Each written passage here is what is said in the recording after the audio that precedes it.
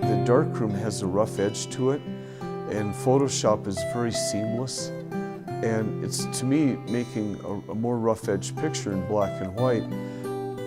The best way I can compare it is like saying, what do you like better, live music or a CD? And a CD is perfect, and live music has rough edges. Handmade pottery has it. And that's the beauty of art.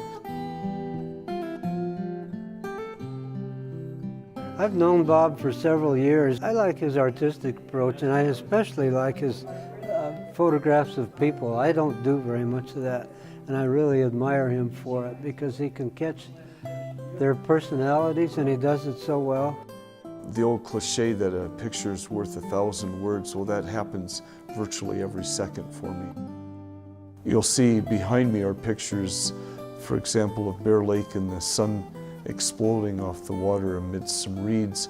And it's one of those things that walking along a lake's edge, you look down and notice something that seems to fit, and then I know my camera tools to know the result, and I know the darkroom so that I know that result. So I can sit here at this moment and envision the long-range result from any action I take right now. The traditional film-based analog photography as opposed to digital, this is about a 200-year-old science that indeed is disappearing, but what it does is it leaves that world for us fine art photographers, whereas mass production is now in the digital world.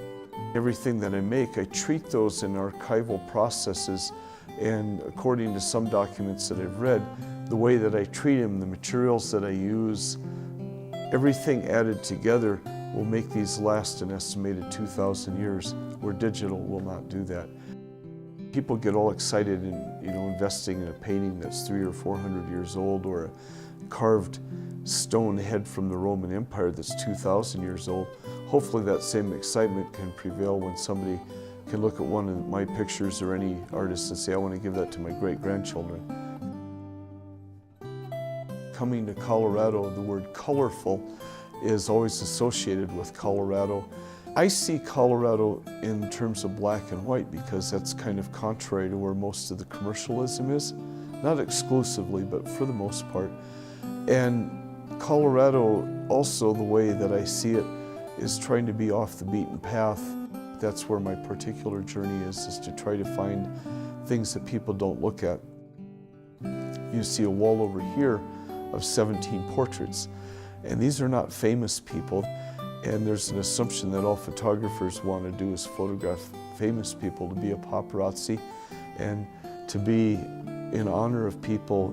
My photographs give thanks to people who've helped us out. That's not selling my soul, that's gaining it. As a self-taught photographer, I didn't start this until I was roughly 28 years of age.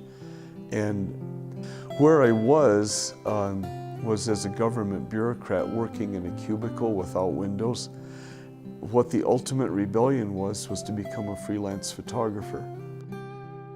Through teaching, I keep learning, and there's a really wonderful energy that I find in dealing with students, because with students, every time that a photograph is taken for that person, and for me, it's like being at the beginning of creation.